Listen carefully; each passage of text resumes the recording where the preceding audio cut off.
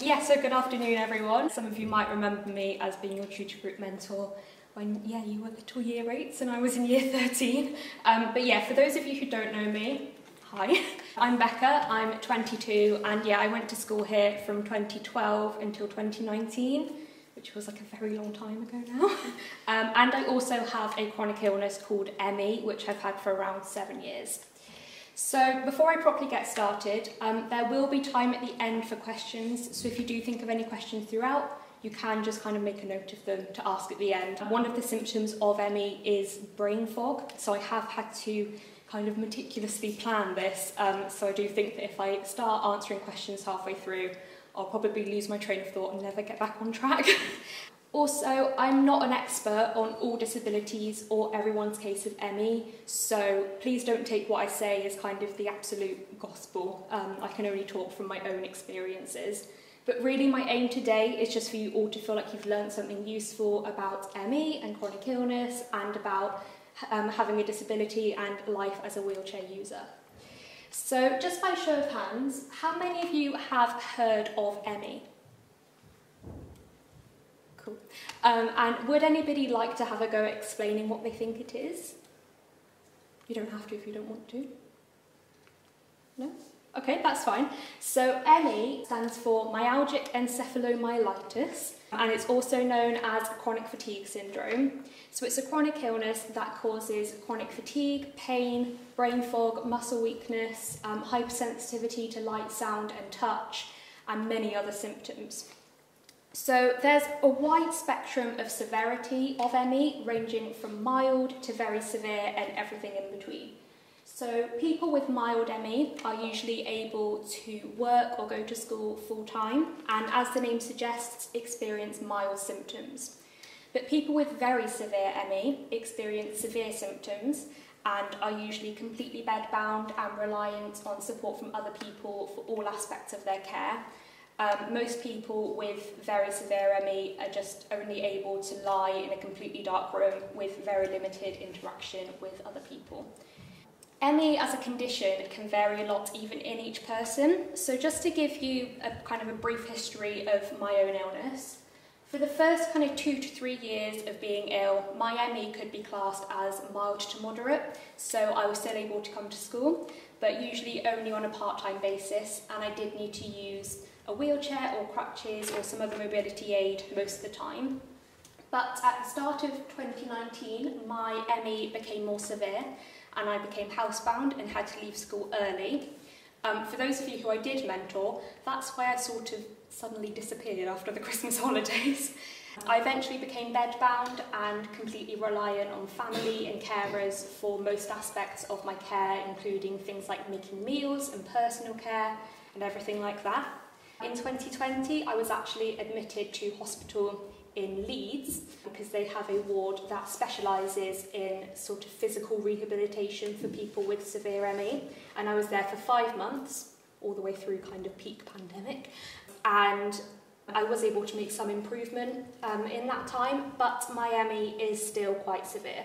So as you can see, I use a wheelchair pretty much all of the time. I still experience severe symptoms. I have to spend a lot of the day in bed or on the sofa resting, and I am still housebound a lot of the time. So obviously I just mentioned there that because of the level of fatigue, pain and muscle weakness I experience, I use a wheelchair. But I am able to stand and walk very short distances with the assistance of crutches or just sort of holding on to walls and surfaces around me. It's really important to remember that you don't have to be paralysed or completely unable to stand or walk to need a wheelchair. You can, like me, be an ambulatory wheelchair user. So there is a lot of misunderstanding around PSHE and what it is. Like most health conditions and illnesses, it's really difficult, kind of borderline impossible, to fully understand how it feels unless you have it, and people can make a lot of assumptions. So when it comes to PSHE, a lot of people assume that it just means that you're a bit tired. I've told people about my PSHE in the past and have had the response of, oh yeah, I get tired too, or oh, I'm sure if you got more sleep you'd feel better. But in reality, PSHE is so much more than just tiredness. The only way that I can even begin to describe it is imagine that you have the flu, you haven't slept for days, and you've just run a marathon all at the same time. It's just this constant physical and mental exhaustion that is just unbearable sometimes. The reality of ME is that it has been said that people with ME, particularly more severe, will experience the same or worse quality of life as people living with end-stage AIDS or going through chemotherapy. Yet there is so little known about it, what causes it, how to treat it, and the research gets very little funding, which is a big problem. So one of the key kind of defining symptoms of ME is post-exertional malaise. And what this basically means is a flare-up of symptoms following any sort of exertion of energy. And the severity of this flare-up tends to correlate with the level of the activity and the level of the exertion. But this can be brought on by even the smallest of activities, like having a shower. So, for example, for me, I have to rest in bed for about an hour or so after showering before I get dressed or brush my hair or anything like that, to give my body a chance to recover from the amount of energy I've just spent and the subsequent post-exertional malaise. When I do bigger activities with a higher energy usage, like coming here today, the post-exertional malaise is much more severe, and it will probably take me weeks or even months to recover from this. So this is a big thing. When you have ME, you know that any exertion of energy, no matter how big or small, will lead to some level of flare-up afterwards. That's kind of why I've described it as a defining symptom. So I just kind of wanted to be able to show you the difference between my kind of day-to-day life and a healthy person's day-to-day life. So I've done a little side-by-side comparison of an average kind of Friday for me and an average Friday for my older sister Emily. So she's a teacher, and obviously no two people's days are ever going to look exactly the same, but I do think that her kind of average Friday is quite a good example of a fairly standard healthy person's working day. So she wakes up at about 6:05 and gets up and gets dressed and everything like that, and she drives to work at about 7:25. Once she arrives, she has breakfast, does planning and printing for the day, and also some marking. At 7:20 she teaches for about an hour until break time, and then during break time she puts out books for the next class and catches up on other little bits of work. After break she teaches 3 more lessons until lunchtime, and then after lunch she teaches again until the end of the school day, and she leaves at about 4:20. Once she gets home, she will just kind of have some chill time, or she'll do some cleaning and other kind of bits and bobs around the house. And then at about 6 o'clock, she makes and eats dinner and washes up, and then she watches TV and relaxes for the evening, and then she goes to bed at about 11. So yeah, like I said, that's not what everybody's Friday looks like, but I do think that it is quite a good example. So now moving on to an average Friday for me as someone with quite severe ME. So I wake up at about 9 o'clock, and it takes me quite a while to actually wake up properly. At about 9:30, I sit up and have my breakfast, which my mum has had to pre-prepare for me the night before. After breakfast, I rest in bed for about half an hour, and then I get up and get dressed and everything like that. And this usually takes me quite a while, as I tend to have a little bit of a rest kind of halfway through. But after that, I will do a low energy activity. So this is usually just watching a couple of episodes of a TV programme that I like, or sometimes I'll do a bit of reading, but I can only really read a few pages before I get too tired.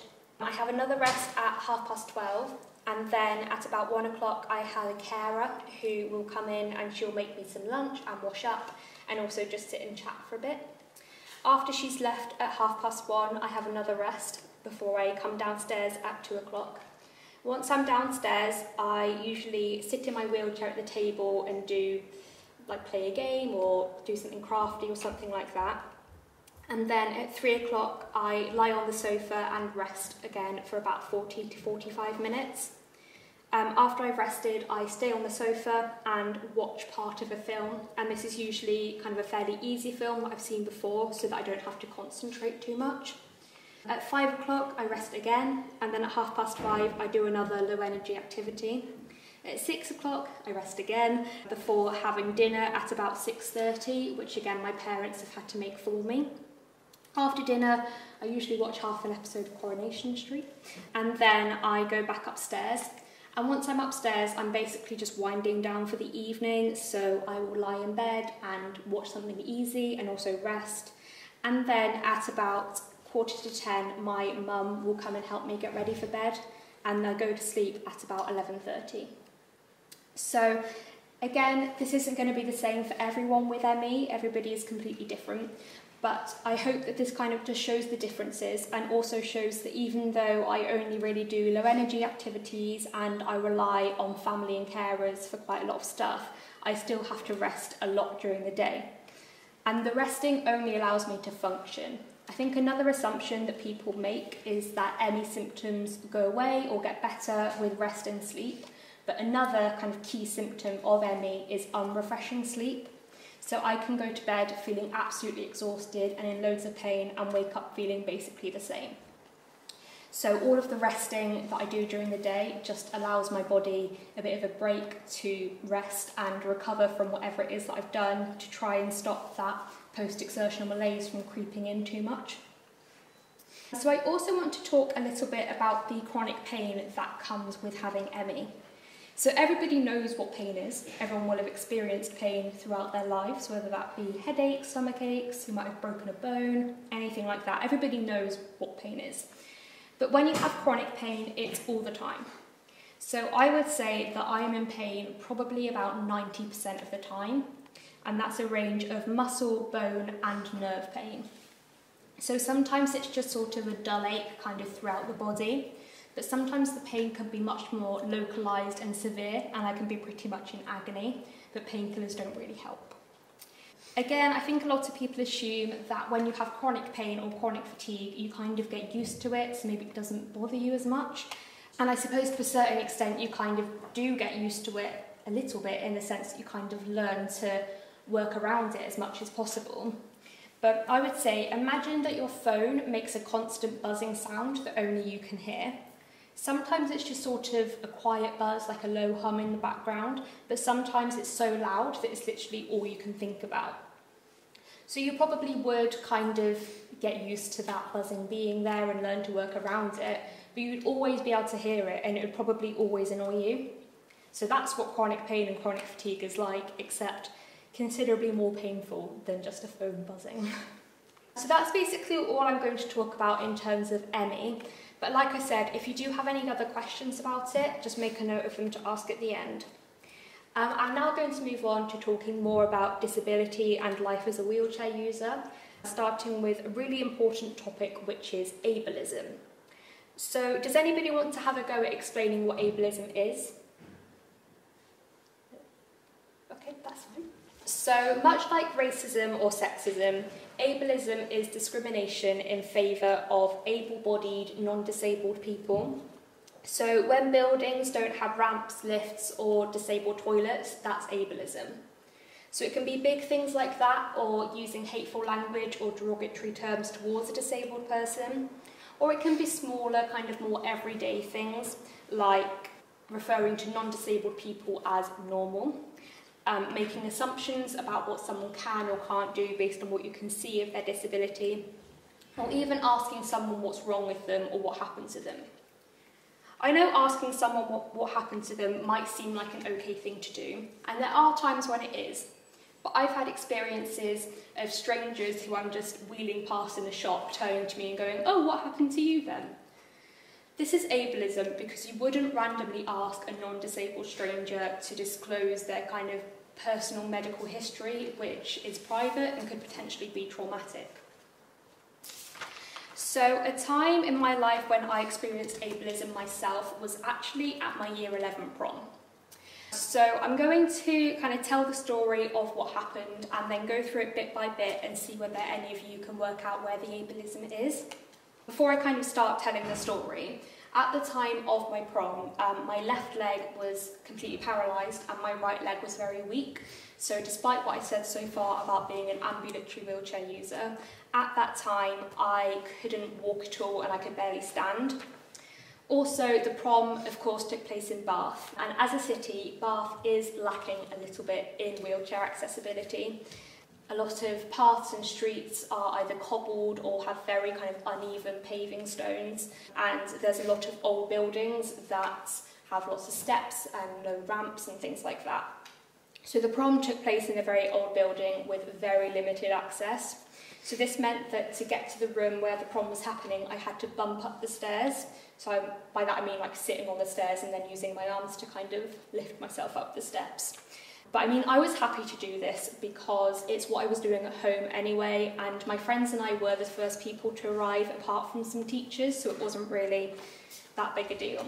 Even though I had said that I was happy to bump up the stairs and that was what I had planned to do, 2 teachers insisted on walking me up the stairs. And by this I mean they put my arms over their shoulders, lifted me up and dragged me up the stairs. And I really do mean dragged, because my legs were literally just dragging along behind us like a dead weight. So it was quite painful and definitely uncomfortable. And even though I had already sat on the stairs and started to bump up them, they still just kind of lifted me up and dragged me up the stairs. So once we got to the top of the stairs, we were then heading into the room where the prom was going to be happening, and the table that I was sitting at was on the other side of the room. Again, not a problem. I said that I would sit in my wheelchair and wheel myself over, no problem. But these teachers insisted on continuing to walk me into the room because, and I quote, "Every girl should walk into prom." So once we eventually got to the table, I had already planned to transfer out of my wheelchair and onto just like a normal seat. So that's what I did. But my wheelchair was then put out of the way. So that meant that I was completely stuck. So while everyone else was arriving and mingling together, I couldn't join in. I just had to wait for people to come over to me. And the other thing was that we were lucky enough to have a photo booth, which was really exciting. But it was a standing photo booth. So as you can see, I could barely be seen in the pictures that I took, and I was really having to stretch my back and my neck to be seen at all. So yeah, that was my year 11 prom. So starting with the fact that the teachers kind of insisted on walking me up the stairs, does anybody want to have a go at kind of guessing what the ableism with that is? Yeah. Is it that it's kind of like, although physically, yes, you may see that you do have a disability, but it's trying to make it more like, oh, we're going to make it known, and we're going to be like, oh, we're going to help you, but so that you feel like we're helping you, just like that kind of... Yeah, that's really good. Yeah. Is it they assumed that it would be less painful to kind of drag you up than you know about it? Yeah, exactly. Both really good points. Yeah, go. I suppose it's also saying that I only know the right decision for you. It's not letting you make your own decisions in terms of how actually to access. Yeah, exactly. Yeah. And surely, like, you know how your body works, so like they can't interfere in that. Exactly.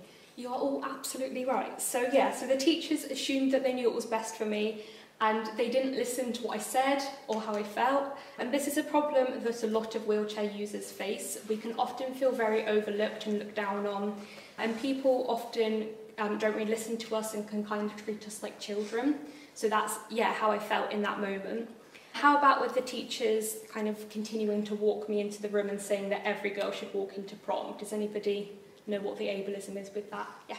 Sort of saying that, you know, using a wheelchair to go into prom is normal, like, that's not what you should do. Yes, exactly, you've got it bang on. Saying that every girl should walk into prom suggests that being disabled is abnormal and is a bad thing. A lot of non-disabled people view disability as a very bad thing, and even like the words disabled and disability, so they try to use other language like less abled or differently abled, but in reality, being disabled isn't a bad thing, and disabled and disability aren't bad words. Suggesting otherwise can really make disabled people feel invalid. So finally, with my wheelchair being put out of the way, what's the ableism there? Yeah. Like preventing you from communicating with all your friends and stuff. Yeah, exactly. Yeah. Wasn't that like, in a way, they thought that they were like doing like a, we're putting it out the way, so actually maybe not thinking about it, but then realistically it was just making it worse for you because you weren't able to feel they wanted you to feel like normal, Mm-hmm. but they weren't doing that in the first place by Yeah. putting you away from the room. Yeah, exactly. But you can say something else. Or... I was going to say they didn't really think about how you were going to talk to your friends. It was just that you had to just sit there. Yeah. And things come to you. Yeah.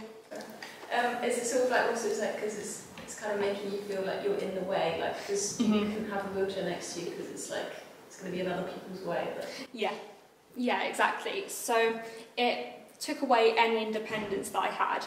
This is going to sound really extreme, but it is honestly like if I turned to someone and said, oh, your legs are in the way, I'm just going to chop them off and put them over there. It meant that I was completely stuck. Also, at school, because of health and safety, my friends and other students weren't allowed to push me in my wheelchair, only staff could, or obviously I could. And I think that the same applied at prom because it was a school event.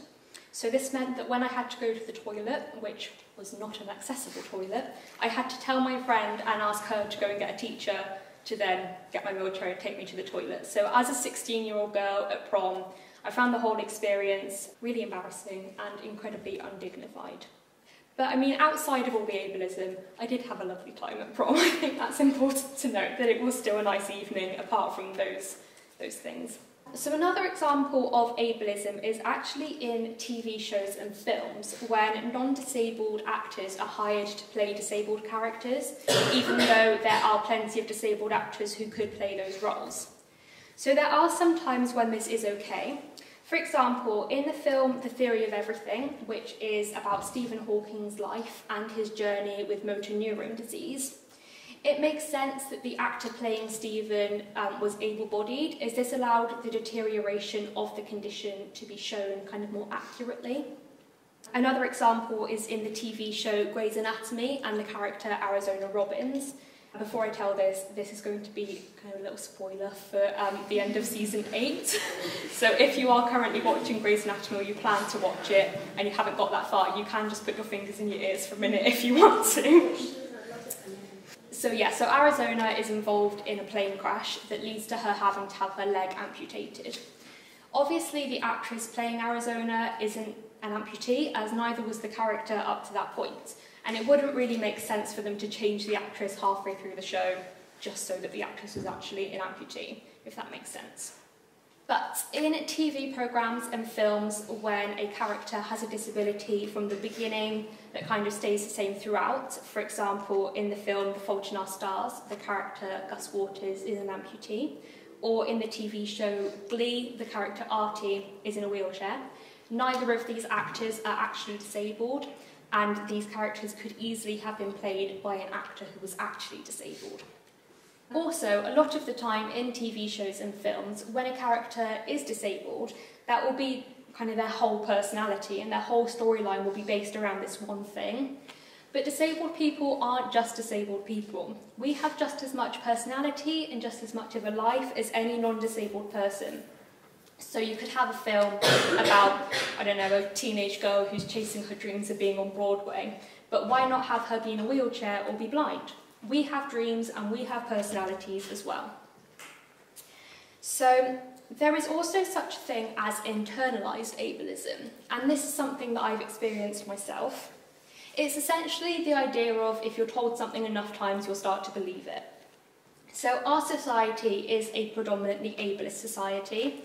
Like I've said, a lot of buildings aren't accessible and a lot of people view disability as a very negative thing.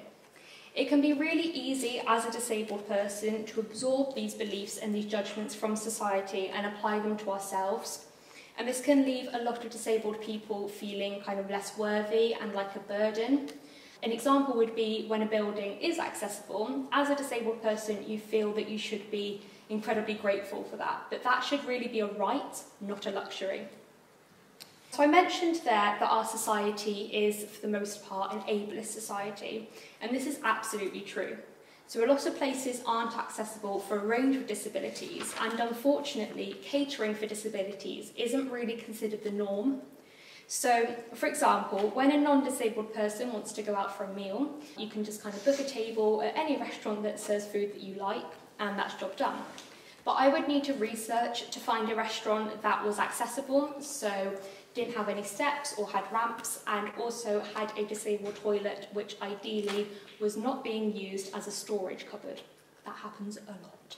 Or for other disabilities, for example, someone who is blind might need to research for a restaurant that offers menus in Braille. Another example is when booking tickets for a concert or for the theatre. So you might think that to book a wheelchair space, you simply, as everybody else does, go online, choose where you want to sit, book your ticket, pay, and that's job done. But again, this isn't the case. A lot of the time you can't book online at all, you have to phone up, and then you have to provide loads of evidence that you're actually disabled. So this could be showing proof of your blue badge, which is the little kind of blue card that you will see on the dashboard of cars parked in disabled spaces, or letters from health professionals and things like that. Also, a lot of the time, this is actually like a different system for different places, so rather than just being like one kind of universal system, so once you've booked a ticket at one place, you then know that you can book it easily at any other place. That's not the case. It's different for everywhere, so you have to keep kind of re-proving that you're actually disabled. And this is something which actually baffles me a bit, because a disabled space is literally just a space where a normal seat has been taken out so that you can just wheel in. And I don't understand why anybody who isn't in a wheelchair would be booking that space, because what are you going to do? You're just going to sit on the floor? Like, that doesn't make sense to me. But really, all of this hassle only contributes to disabled people feeling like a burden. So I've spoken a lot today about being in a wheelchair and being disabled that way, but not all illnesses and disabilities are visible. In fact, a lot of disabilities are actually hidden or invisible. For example, things like deafness and blindness aren't always obvious. So people who have invisible disabilities will often be told, oh, you don't look disabled, you don't look deaf, you don't look blind. And this can be incredibly frustrating because it can really invalidate what that person experiences. So ME is an example of an invisible illness. So you can't tell just by looking at someone with ME that they're actually ill. And unless you're in the roughly 25% of people who are severely affected and may use a wheelchair, ME is basically completely invisible. Even with me, obviously I'm in a wheelchair, you can see that, but you can only see that one very small part. You can't see the fatigue, you can't see how much pain I'm in. So I am ill and I am disabled in all of these pictures, but you can only see that in some of them, and the disability looks different in all of them. Even these two pictures were taken on the same day, just a couple of hours apart. This just really shows that you can't judge how ill or how disabled a person is just by looking at them. So this is a painting that I did a couple of years ago to kind of try and show ME and show what it is and how it feels. So I've painted weights on my wrists and ankles. I've drawn lightning going through my leg to show the nerve pain. I've drawn my bones as kind of feeling like heavy rock. I've painted bruises on my arm to show the hypersensitivity to touch. And I've also drawn fog in my brain. I think that's everything. Yeah, so that kind of is to try and show what ME is and how it feels. A lot of the time I will be told, oh, you look really well. I've been told that quite a few times today, actually. And obviously I'm sitting here, I've done my hair, I've got makeup on, like I've dressed up a bit, but that's not really a very accurate representation of actually how I'm feeling. I'm basically feeling like this picture. So obviously I've just spoken about how a lot of illnesses are invisible and about how, sorry, I've just completely lost my train of thought. Oh yeah, so I've just spoken about how a lot of illnesses are invisible and how our society is ableist, and it's because of this and so many other things that disability representation is so important. Particularly in the media and on TV, there is a real lack of representation for a range of disabilities. And when they are shown, it's not always in the most positive way. So one TV programme that I think is doing really great things for disability representation is actually Strictly Come Dancing, by having celebrities with a range of visible and less visible disabilities compete. So they've had Johnny Peacock, Lauren Steadman, Will Bailey, Ellie Simmons, JJ Chalmers, and possibly the most well-known Rose Ayling-Ellis. They might have had more as well, but those were all the ones that I could think of. So by having a range of disabilities represented so beautifully on such a popular primetime family TV programme is amazing for a few reasons. Firstly, it really raises awareness and opens up that conversation about disability, which is a topic that a lot of non-disabled people will try to stay clear of.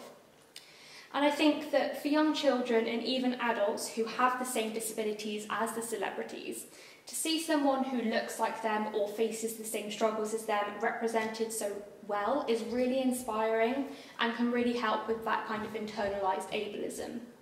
And I think especially for young children, it allows them to think, you know what, maybe I can do that too. Because as a disabled person, you are kind of brought up to believe that you won't be able to do things that other people can do. So seeing representation like this actually will open up their world in a really positive way. And yeah, their disabilities are shown in a really positive light, which really helps to break down that idea of all disabilities being bad. On a show like Strictly, they focus on what the celebrities can do rather than what they can't do, which is a really refreshing perspective. But they also show the struggles and the adaptations which have to be made, and this is just as important. Representation like this will hopefully contribute to our society becoming less ableist and more accepting of disabilities, and it would be really amazing to see more representation like this. So I've spoken a lot today about the struggles and the difficulties of being in a wheelchair and being disabled, so I do want to finish on a positive note. I am so grateful for my wheelchair. They are often viewed as a very negative thing, but without my chair, I would be completely housebound and probably bedbound as well. My wheelchair gives me back some of the independence and the freedom that ME has taken away from me. It's important to remember that life as a disabled person or a wheelchair user can be just as fulfilling and just as joyful as life as a non-disabled person. So next time you see a disabled person when you're out and about, don't automatically feel sorry for them or assume that assume their disability is a bad thing, and don't make assumptions about what they can or can't do based on what you can see.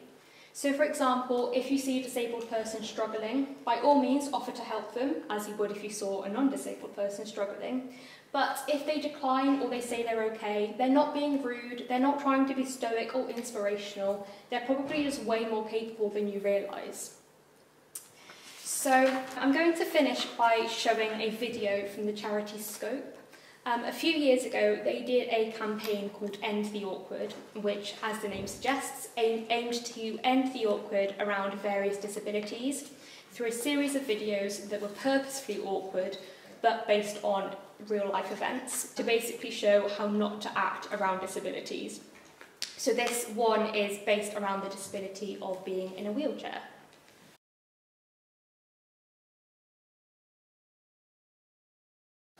They do have a whole collection of those videos on YouTube, so if you do just search on YouTube Scope End the Awkward, then you can find a whole load more as well.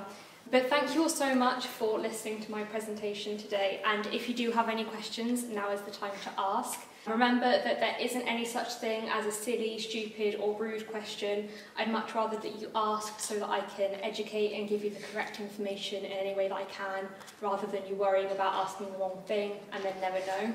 But like I said, I'm not an expert on all disabilities or everyone's case of ME, so these answers will just be my own personal experience, but I will try to answer any questions as best as I can.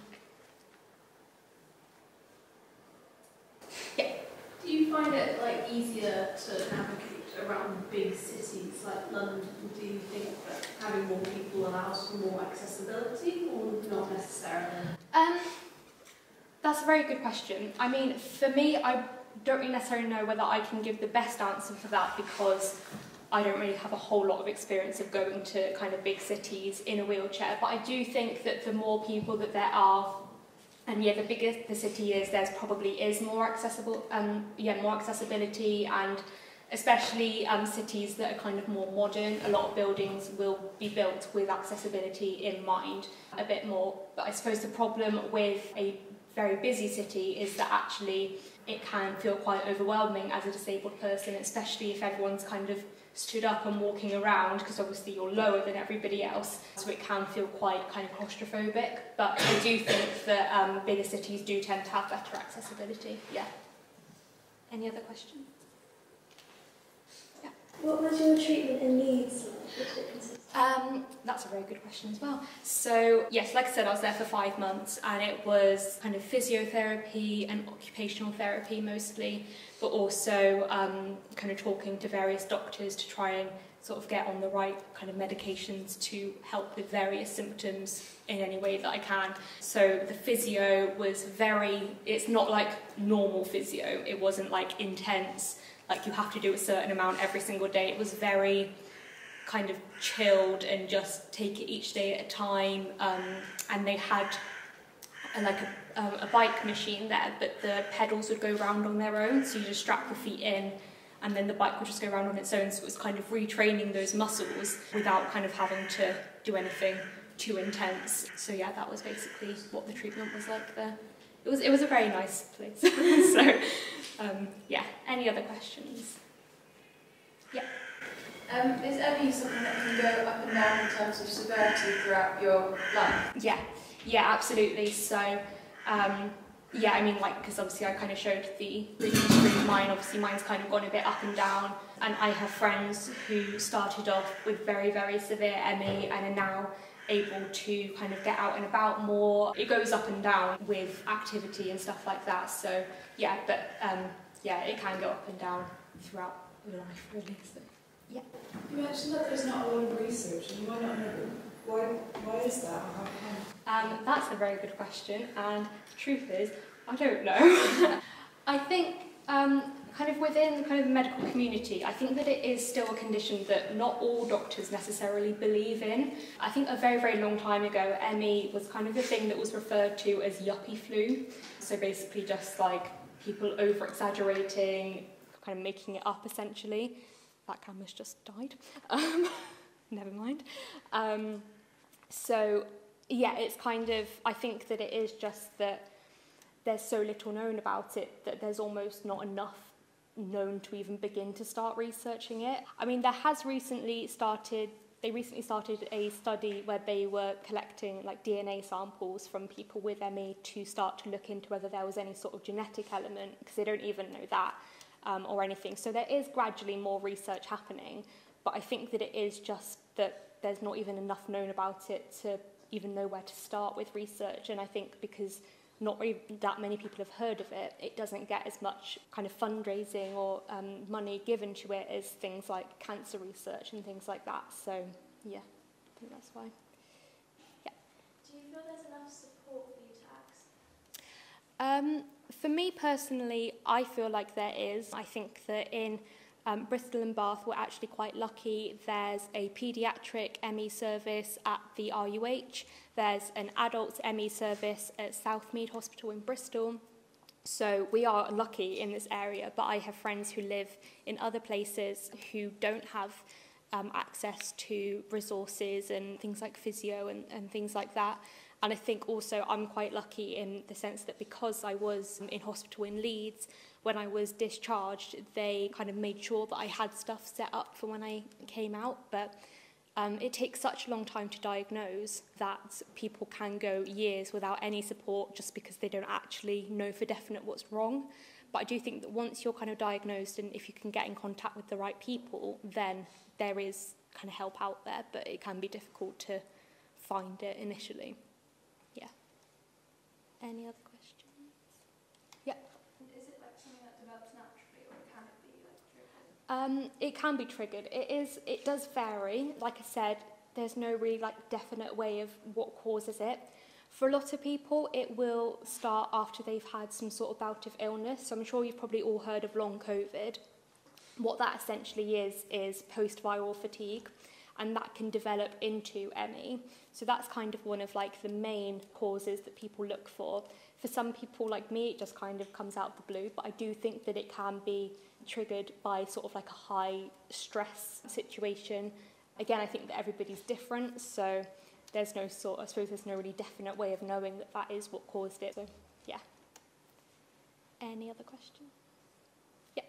Would you say that, like, on average, it's hard to get diagnosed?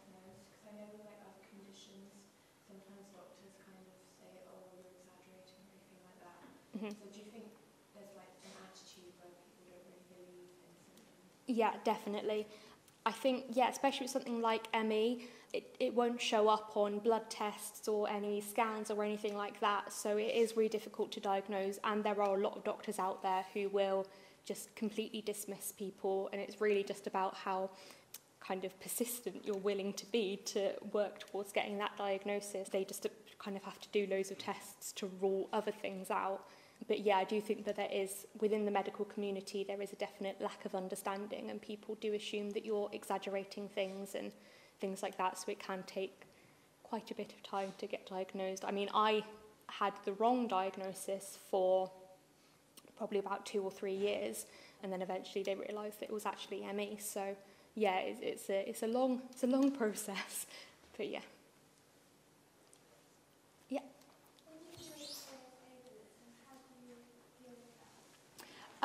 So it's really just sort of about, as much as you can, trying to ignore it, but it's also just kind of, I don't know, I think for me, I do just try to ignore it as much as possible and just put it down to just the fact that a lot of people just don't understand disabilities, and that's not my problem, that's not my fault. So kind of just trying to encourage people to learn about disabilities as much as possible to try and stop that ableism from going on too much. And obviously it's difficult when places aren't accessible, but you do kind of learn just to know the right places to look. So yeah. Any other questions?